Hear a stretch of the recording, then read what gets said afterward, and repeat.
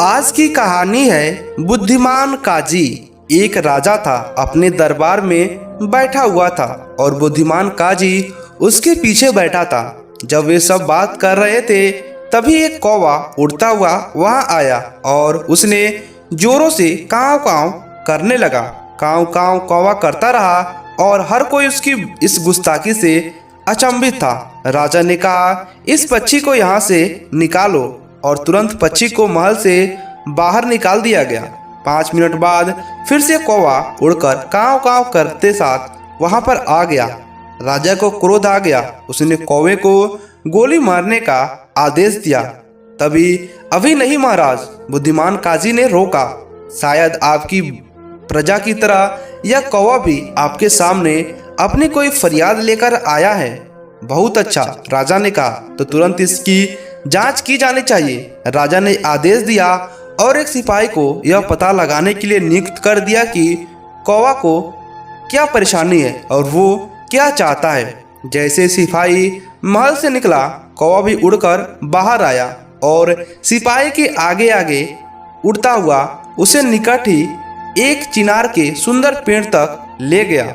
वहां पहुंचकर कौवा एक घोंसले में जा बैठा जो उस डाली पर टिका हुआ था, जिसे एक लकड़हारा काट रहा था। सिपाही तुरंत सारी स्थिति को समझ गया और उस आदमी को डाली काटने से रोकने का आदेश दिया। जैसे ही आदमी नीचे जमीन पर उतरा, कौवे ने शोर मचाना बंद कर दिया।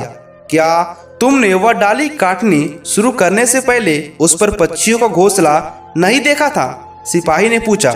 मेरे लिए यह पक्षी का घोंसला क्या है? आदमी ने बेअदबी से जवाब दिया। शायद तुमसे थोड़ा सा अधिक कीमती।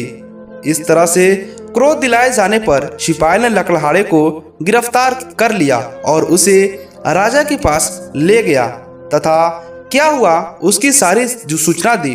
राजा काजी की तरफ मुड़ा और पूछा, इस आदमी को इसकी गुस्ताखी के लिए क्या दंड देना चाहिए?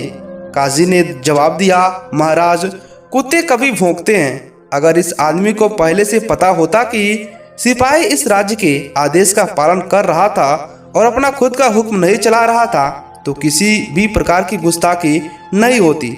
शायद यह आदमी पहले ही पछता रहा है। इसको दंड के रूप में कुछ बेंत लगाए जा सकते हैं। लकड़हारे के तलवों पर 5 बेंत लगाए गए और उसे छोड़ दिया गया। हालांकि दंड कठोर नहीं था, उसे अपने घर तक के पूरे रास्ते उछल उछल कर जाना पड़ा। इस तरह से राजा ने काजी से कहा कि तुम्हारी यह बुद्धिमानता की वजह से इसको छोड़ दिया गया है। तुरंत काजी ने जवाब दिया, महाराज, इसका कोई बड़ा पाप नहीं था। हालांकि इसको पता नहीं था कि ऊपर घोंसला है। इसने कुछ समय मेरे साथ बदतमीजी की, लेकिन कोई बात नहीं है। महाराजा ने काजी को धन्यवाद दिया और कहा कि तुम मेरे बहुत ही प्रिय काजी हो। इस तरह से इस कहानी का समाप्त हुआ।